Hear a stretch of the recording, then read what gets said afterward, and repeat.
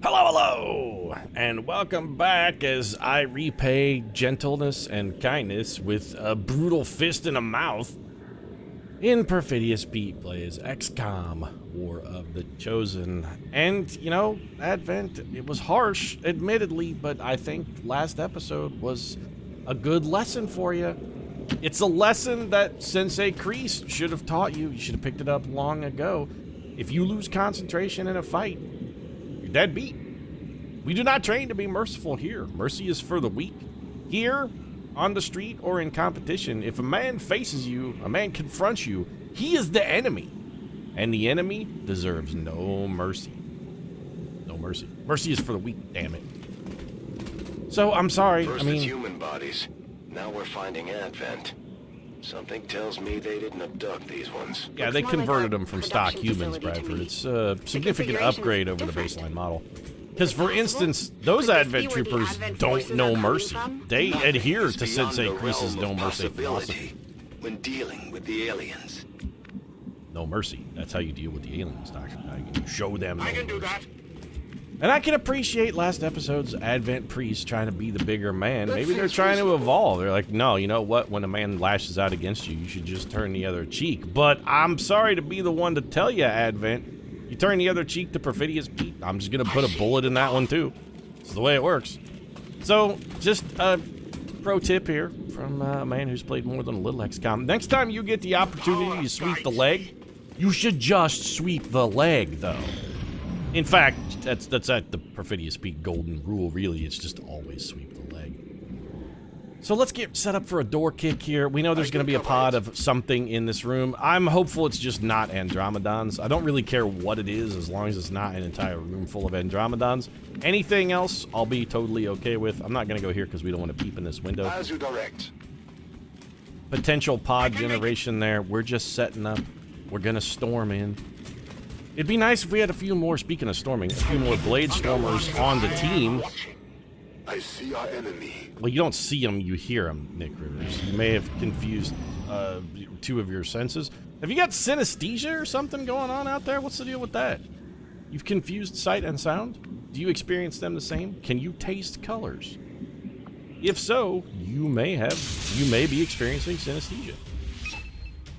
This is Avenger. So what do we got? Two sectoids and an Archon? This is no kind of pod in here. If we're doing our patented short order cookery here, I'm not even sure what we could call this. I mean, sectoids are definitely... Two sectoids is an egg white omelet. So this is like an egg white omelet with a side of chicken? This is nothing. Nick Rivers, come in here and annihilate these men. I should like you to Ionic Storm, though. You can't Ionic Storm because you're trapped by a bunch of other people. We need those other people to move, or rather, at least one of them to move. Doc Holliday. We're gonna need somebody to, you know what? Here, we'll have Doc Holliday come in here. Somebody's gonna have to touch up this Archon a little bit. Even if we do, wow, that's an odd pathing. Even if we do get the Ionic Storm off, and it does manage to hit all three of these guys, which I don't think it will, because I don't think it's quite that wide.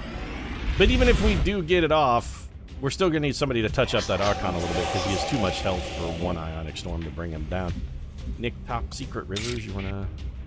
Yeah, in fact, somebody else is going to have to kill that other sectoid as well. Overwhelms me. Power overwhelms Nick Rivers.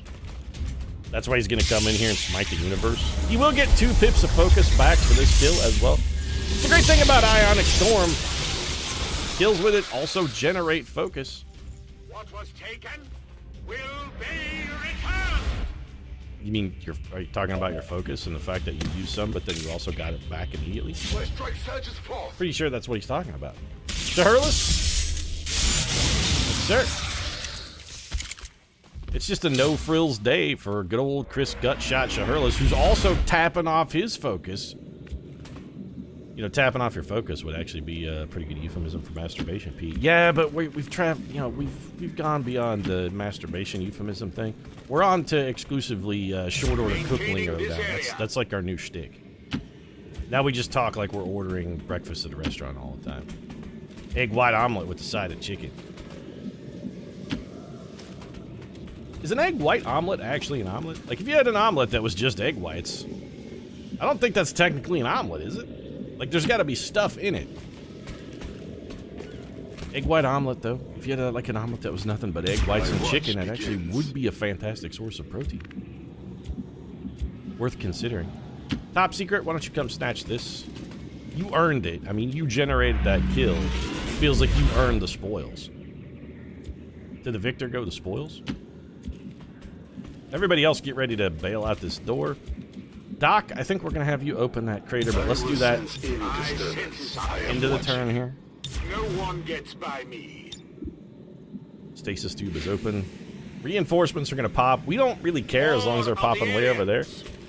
Where's our exit?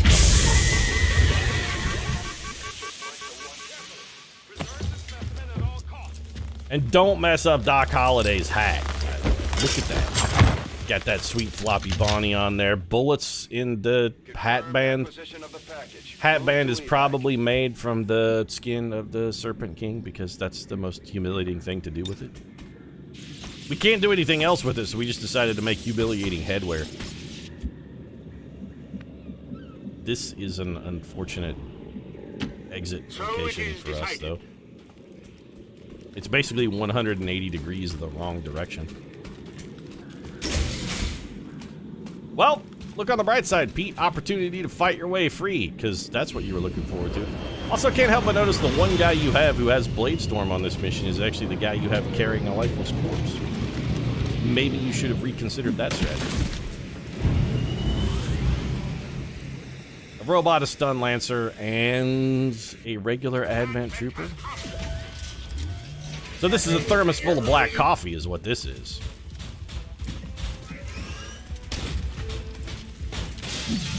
Hey guys, come on over and give me a thermos full of black coffee. Also, get shot. Take that, robot, right in your stupid, ugly robot head. We cracked the thermos. You going Overwatch? Nah, you're just gonna point menacingly. Well, while you point menacingly, I'm gonna have Robbie the Janitor Gallagher go ahead and just pump your guts full of lead. And you can then also enjoy these two follow-up shots. While these are not fantastically high hit percentages, Robbie Gallagher doesn't dick around and still managed to get the job done. Got shot. We can bring you in here, stab this man in the spine. You will pay the price.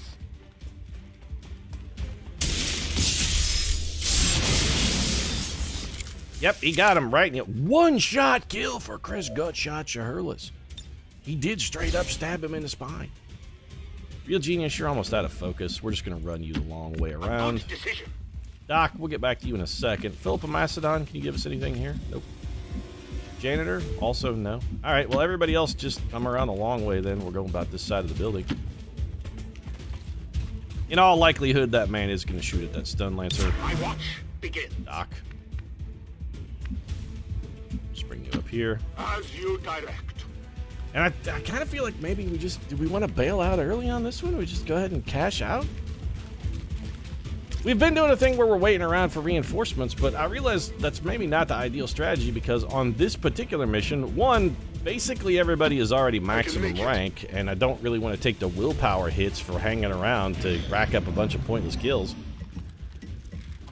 What are you doing? You gotta practice your parkour, huh? I mean, it's not gonna help you. You're still dead. Practicing the parkour, that's good and all, but Chris Gutshot Shaherlis is just gonna shoot you in the face and then come stab you in the heart. Get clickstrawed, and then fatal heart stabbing can then ensue. So much for that Overwatch.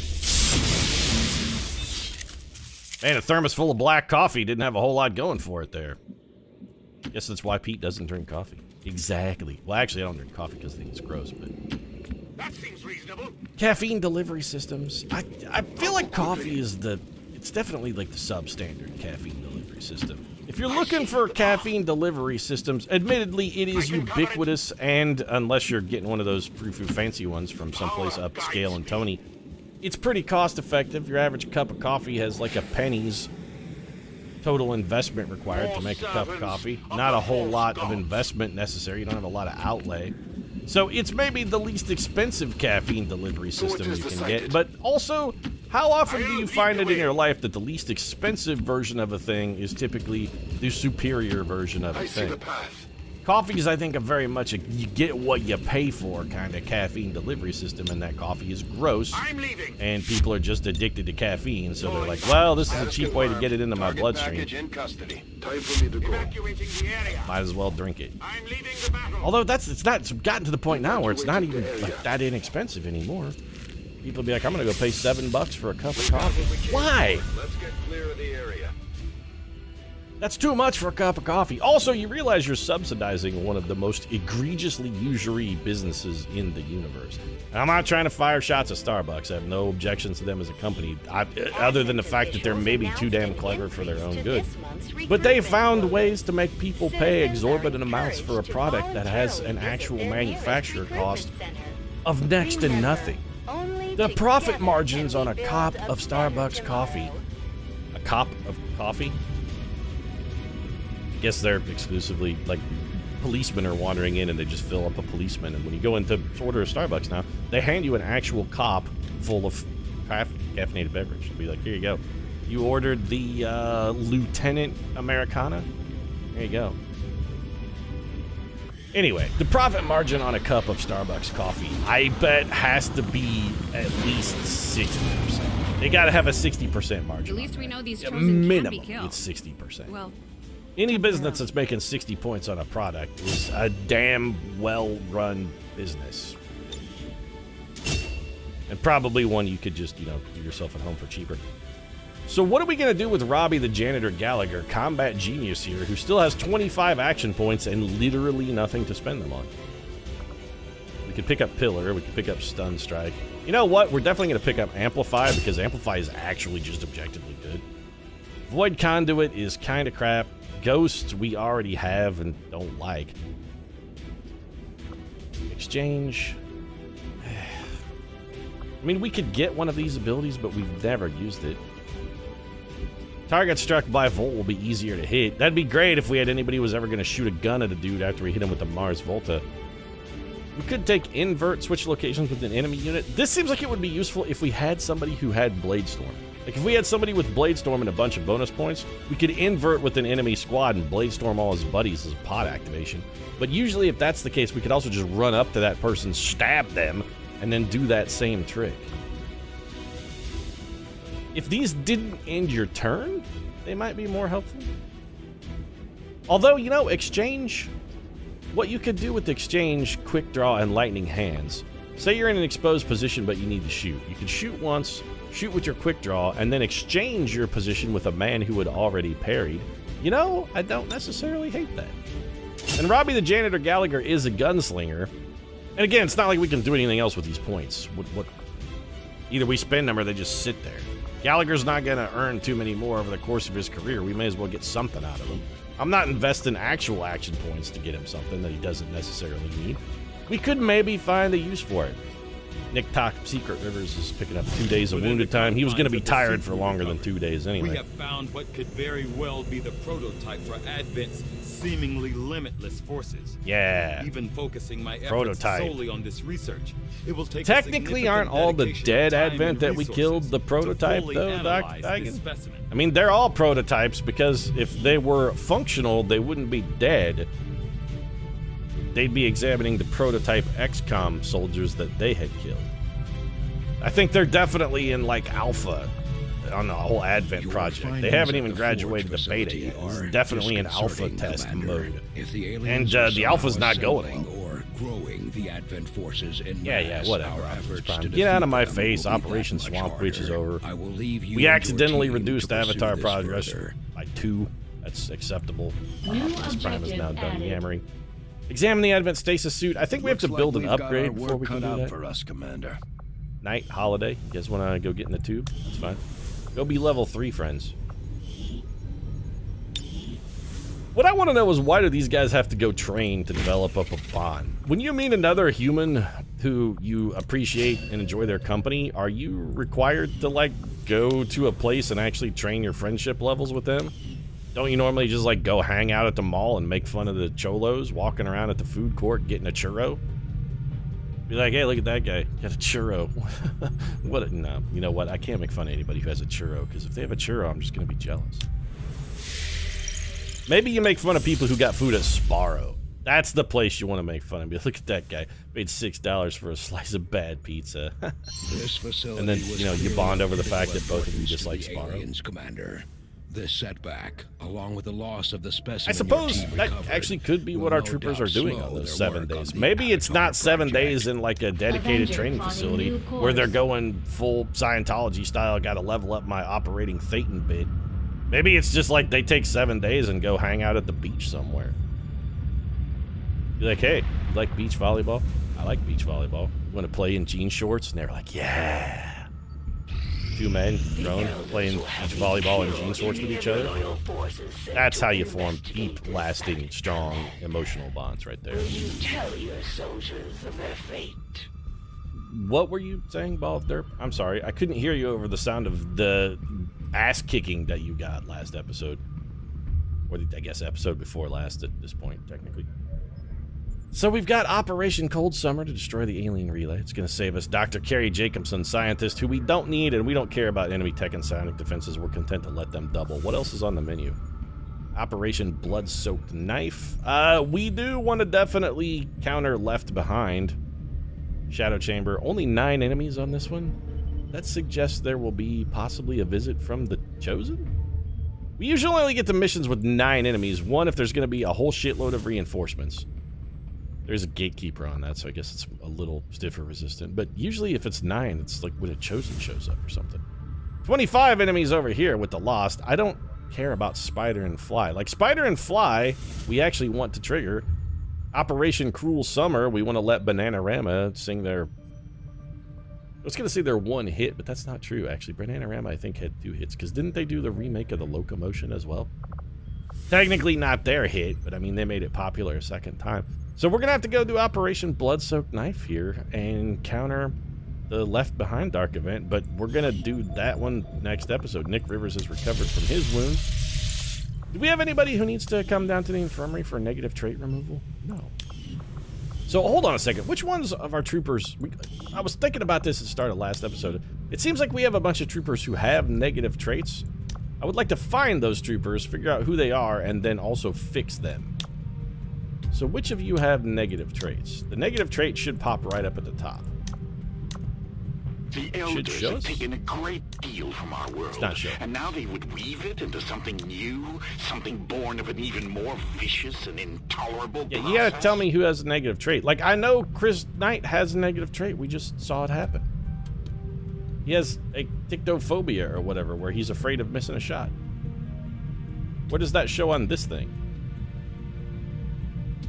Yep, stand by me. Teamwork. Has all of these things. Where's the bad thing? It's not going to show us on Soldier. How do we see? There really needs to be a more transparent mechanic for seeing somebody's quirks, like their negative traits. There needs to be a way for us to just like come through here and look for them. Like if we go into each one of these guys individually and they have a negative trait, it should pop up, right?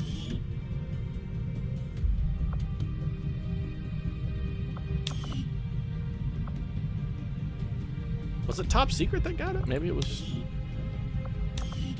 Pete, you're just out of your goddamn mind. Well, you're not wrong. I may just be out of my goddamn mind.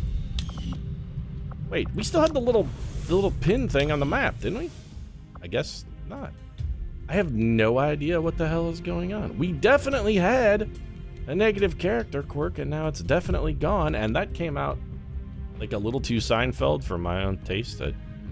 We definitely had a negative character trait. What's the deal with fearing missed shots? Sometimes when you fire a lot of bullets, they just happen.